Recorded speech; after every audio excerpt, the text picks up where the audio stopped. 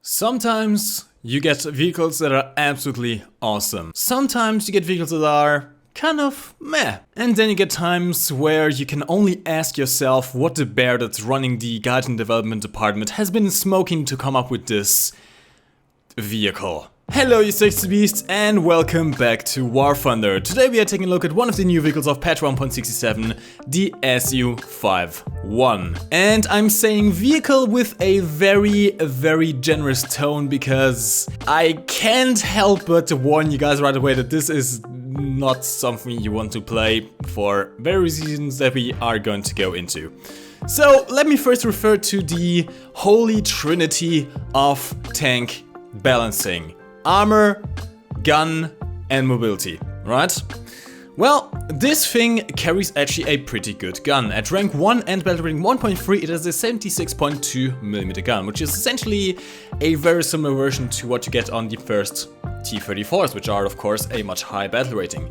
As such, this gun has no problem penetrating anything at its battle rating and will most likely one-shot most things as well. Except for some cases where there's engines or stuff in the way, but most of the time it's a one-shot. Which is a good thing, and really needed, because this gun only gets 8 rounds. No, this is not an autoloader. The entire tank can only spawn with 8 rounds. You see these boxes down here? That's where the ammo is located. That's it. No other ammo. Now, to justify putting a gun this relatively big at a battle rating this low, Guardian had to, of course, give this thing quite a bit of handicap. Starting off with the gun handling. The gun handling is absolutely awful. Being a tank destroyer, you don't have very much traverse. In fact, you don't have a turret, so you can only fire frontwards. And look at this, you have a -2 degrees gun depression. That is even worse than the IS-6. That's effectively nothing. That's effectively 0. That's virtually no gun depression. You can be on a slight rock. You can be parked on a rabbit on a road and you won't be able to get your gun down. That's how bad this thing is. Now, the reloading rate is not too bad. It's between 6.5 seconds stock and 5 seconds with a fully upgraded crew. However, being at this battle rating, every single other enemy has fast, small caliber cannons. You're still going to get out RPM'd by every other cannon that you face. So you have a nice cannon, but not much, well, gun handling. So what about the rest? How about armor? Well, no, there isn't really any. The 15mm might be able to save you from MG fire, from low caliber MG fire at long ranges, but not much else. 50 caliber goes straight through, and even the low caliber MGs might go through at close ranges, and it's pretty much all the way around. And if you put a HE shell over here where there's only 7mm, yeah, you can see where this is going. Well, on the backside, you don't really have any armor. In fact, the entire crew is exposed. The entire crew consists of 5 people, with the driver actually being moderately well protected here beyond the transmission and in front of the engine. But as you can see, the rest of the crew is completely exposed and can be killed by anything. Aircrafts, artillery strikes, HE shells. Hell, a slight breeze might throw them off the truck. So armor isn't the thing with this tank either. So, given by the logic, this thing must have awesome mobility. Well, not quite. It comes in at 10 tons, which I have no idea how this thing can even weigh 10 tons. I think the gun alone must weigh about 60% of that. But the whole tank destroyer comes in at 10 tons and only has a 157 horsepower engine. Which doesn't sound so bad. I mean, 15.7 horsepower per ton power to weight ratio, that would be good in RP. Well, the thing is, that's the horsepower in arcade mode, because when you go over to realistic mode, you only have 90 horsepower. That's less than 10 horsepower. That's actually exactly 9 horsepower per ton, which is worse than many heavy tanks in this game have. This thing does not accelerate quickly, and it doesn't help that the max speed is only 30 km/h in tech realistic modes and only 33 km/h in arcade mode. So it's not fast either. And yet, somehow, I managed to get about 5 kills with this tank alone. We are on Ash River. By the way, excuse me for the use of the replay mode and this being an arcade battle. Let's just say, I know for a fact that I will never be able to get a game like this again, and I didn't want to lose the footage, so, well, here you go. We are on Ash River. We spawned on the northern side because I do want to use this hill here to snipe into the enemy whilst they are advancing for the C zone. But there's a slight problem.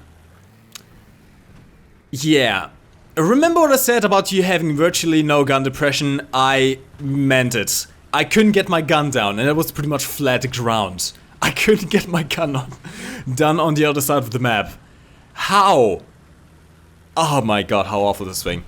So advance a little bit, we have to pay attention here since we don't have any armor. Try to get a shot to 60 was down there, sadly he got taken down by my teammates beforehand. I cannot actually see those two tanks in the background in the actual game. This is kind of the feature of the replay file where you can see every tank everywhere, regardless of if you actually have a line of sight on them. I see that we have some problems over on the A flag, and it seems like we can get some shots across the map. Line up the shots, there's a going in for the A cap. Couldn't quite get a shot at him. Trying to find the proper spot here. Keep in mind we are pretty exposed, well, halfway exposed. Let's just say there are multiple enemies around. The BT-7 somehow hits us and does no damage. I have absolutely no idea where the shot went. M3 coming from the side. Line up the shots. HE shell loaded and one shot. That is the only good thing about this tank. The 70-60mm gun featured on this tank with the APHE shell and actually with the shrapnel shell as well. This thing does get a very nice shrapnel shell, which is exclusive to the Russian tanks. When it hits, it does do a lot of damage. It has no problem penetrating anything it faces. It has no problem one-shotting anything it faces if put correctly. In this case, we are facing off against the T-70. T-70 only has 2 or 3 crew. However, there is an engine on the side that is facing us, which will prove problematic.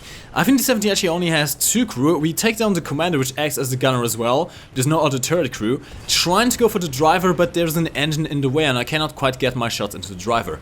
And the problem here is, we are just wasting our shots here. That's about 3-4 shots that we put into this T-70 alone. I'll now switch on to my shrapnel shell, since we are running out of our APHE shells. Try and take a shot at the M3, waiting for him to calm down, and there we go, side shot, APHE takes him down. Now we are down to the shrapnel shells. Panzer 3B could be a problem, he does have armor, but the Panzer 3B goes down as well. And we have one last shrapnel shell, which is not used against the T-70 because he dies, but is used against the Hargo, which is on the other side, on the A flag, and we take him down. And now we are out of ammo. Remember what I said? As the PT-5 takes a shot at us and somehow doesn't kill us. He hits center mass and only killed our engine. But as you can see, the MGs are taking down our crew in the back. This thing has no armor whatsoever. So remember what I said about the ammo capacity of the tank. You spawn with 8 rounds. That's all you get. 8 shots.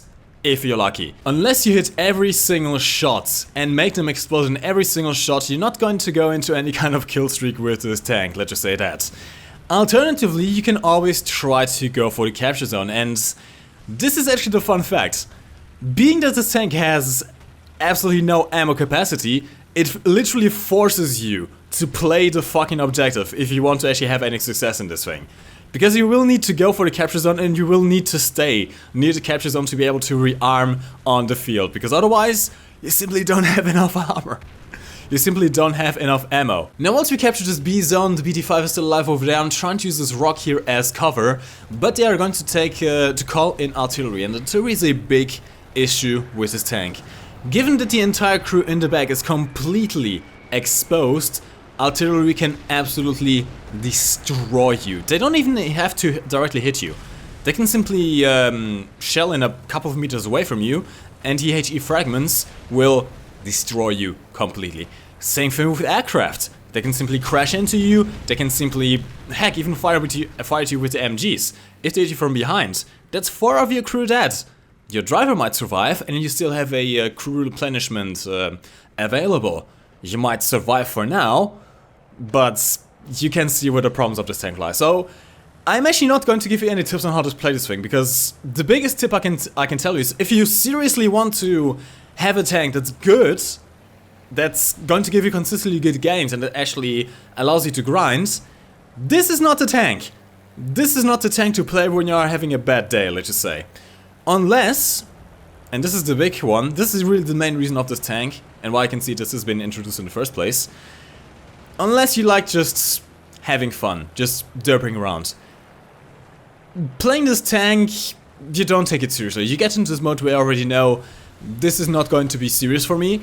I'm not going to try and play seriously, I'm not going to care if I win or lose. This is low tier arcade, the enemy players are bad, the new players are bad, your teammates are bad, because, well, mostly are new players.